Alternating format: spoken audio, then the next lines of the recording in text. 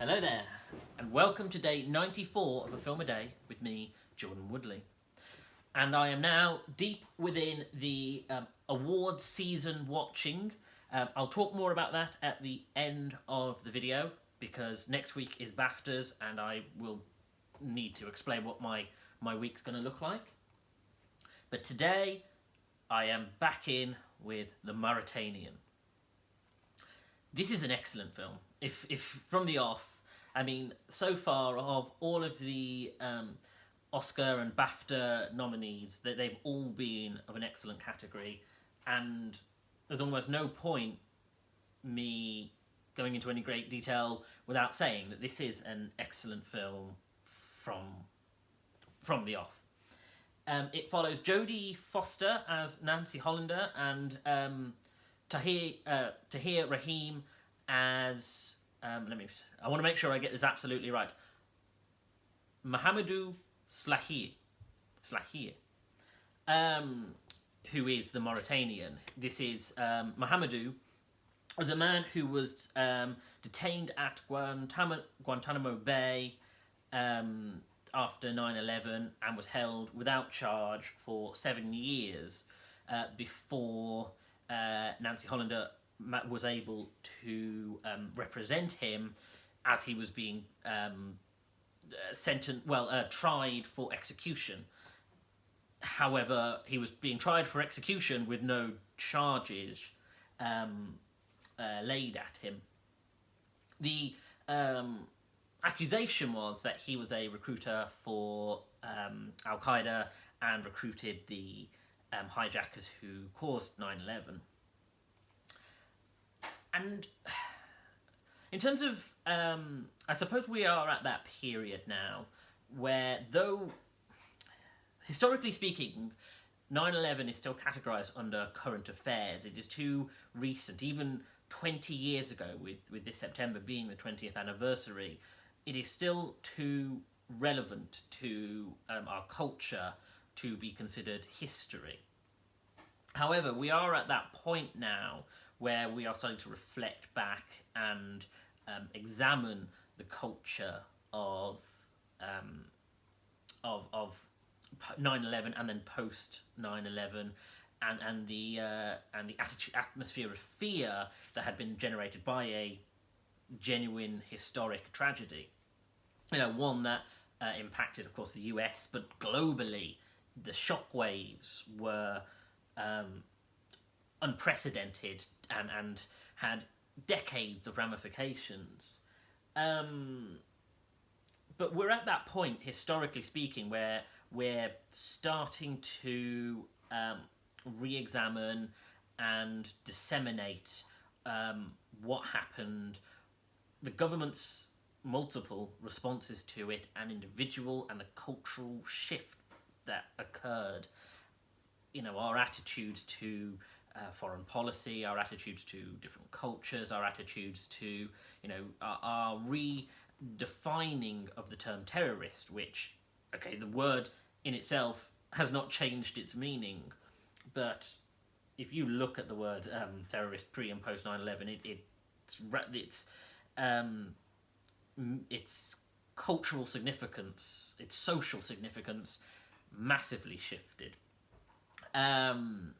And we're at that point now. I mean, it's funny because I think of the fact that the TV show Big Mouth, of all things, the animated comedy, brought up 9/11 in one of its episodes, and the fact that, you know, it being a show that follows teenagers, the fact that these teenagers wouldn't even have been born when the attack happened, and that kind of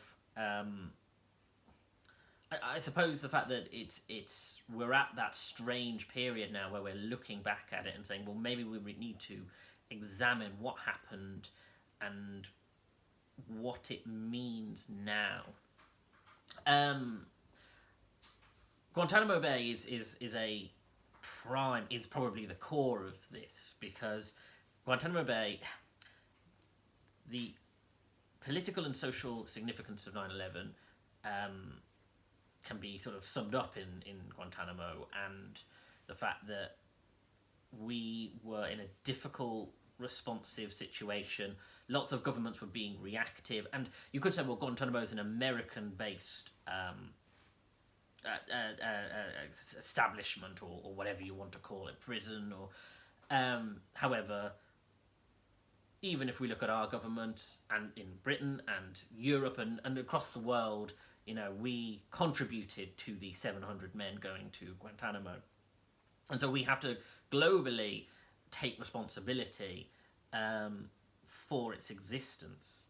One of the great failings, I am a huge proponent of the Obama administration. I think, again, though not being American or living in America, something like the Obama coming into the US, coming into becoming the president for the United States, was very significant. But one of the great failings was their failure to close Guantanamo.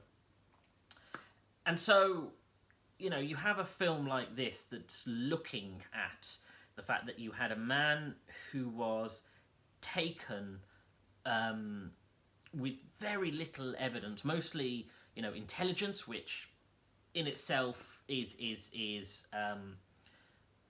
hard to,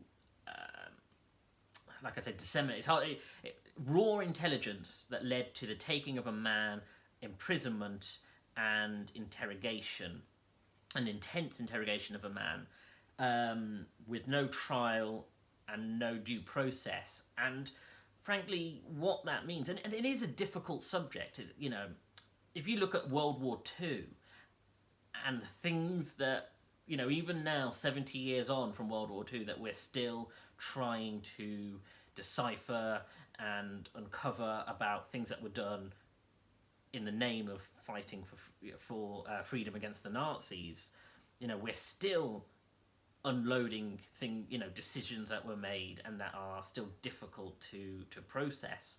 And I'm sure we'll be doing the same for 9/11 for the next 70 years. But we're at that point now where we're starting to examine it and look at something like the case of Mohamedou,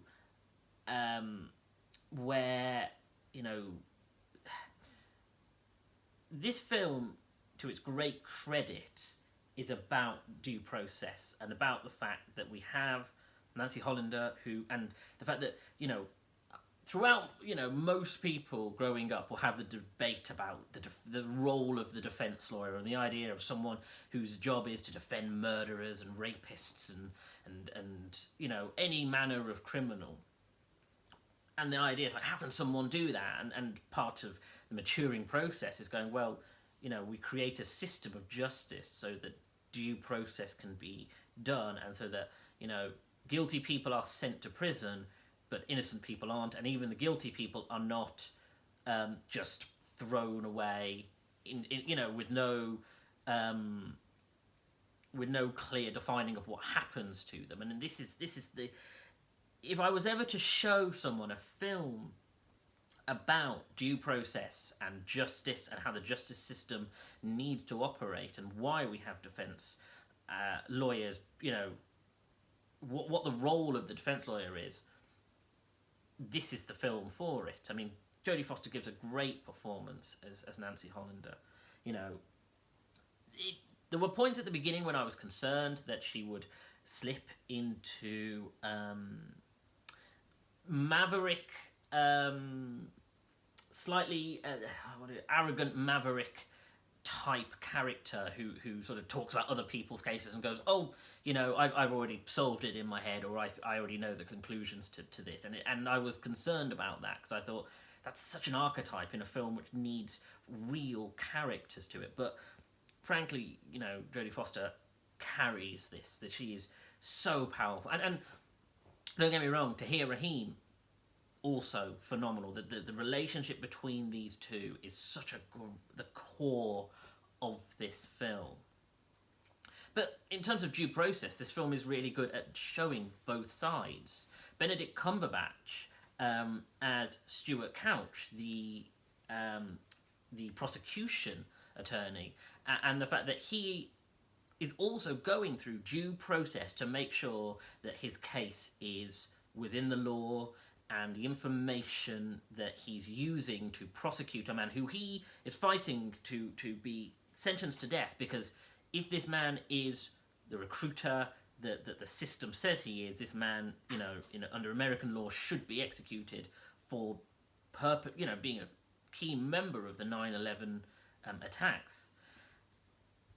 But, he wants to make sure it's done within the law, and so he is, he's going through all these files, and he's having to confront, the CIA and the military to try to make sure that the information he gets is clear and defined and not just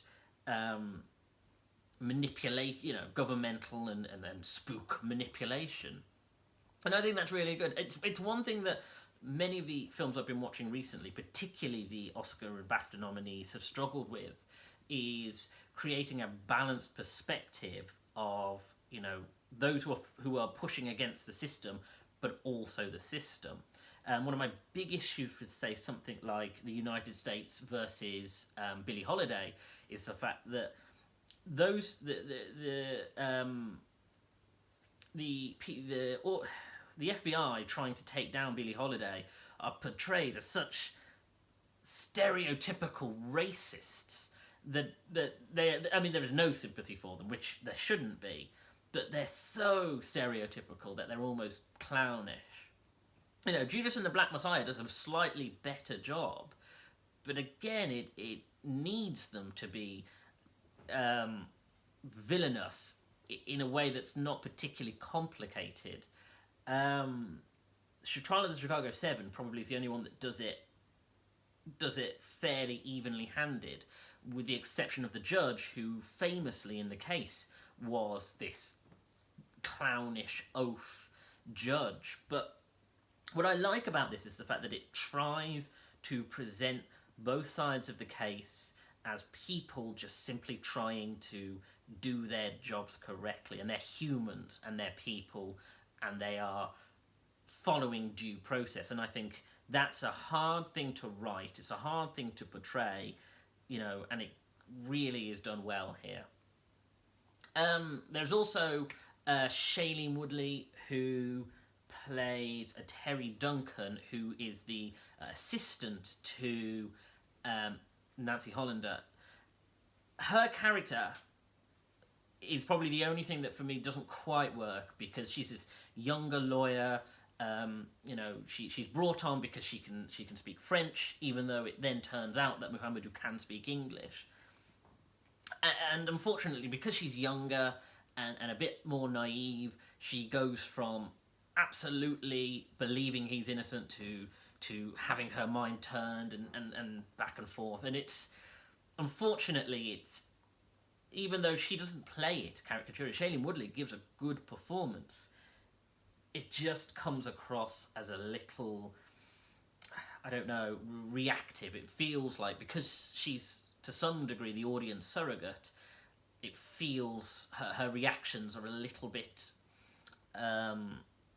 unnuanced. But it's a great ensemble and it's a great film. And as I say, giving credit across the board to Tahir Rahim, who portrays the suffering and struggle of a man who is sent to a prison for a reason he doesn't really understand, and the interrogation and the the escalation of how he's interrogated is powerful and dark, and it just gets worse and worse. And when it gets to the intense interrogation tactics that are used on him, it's an incredibly well portrayed sequence, which is difficult and hard and really should make me and should make an audience member reflect on the idea of torture and how it's used, even if it's quote unquote lawful. The idea of the use of torture for information and its viability. But I genuinely think he gives a great performance in this. It's a fantastic ensemble, and it's just so well directed. There's such a variety and breadth in it. I mean, Kevin Macdonald, who directs this, of course, I previously talked about in Life in a Day, and he's such a varied director with so much range. He is genuinely... I mean, I do want to go back and watch Last King of Scotland, and I want to watch The Eagle, which of course also stars Tahir Rahim, and I think he's such a good director, and you know, he'd really come onto my radar with these two films. So phenomenal, genuinely a phenomenal film, really good experience. But yeah, I in terms of where we are with the awards, this is going to be a close run race, because because it's freshest, but I do think this is a real heavy hitter. And I'm sure when it comes closer to both award ceremonies, I will talk more about my thoughts. But yeah, fantastic film, must watch, very, very good.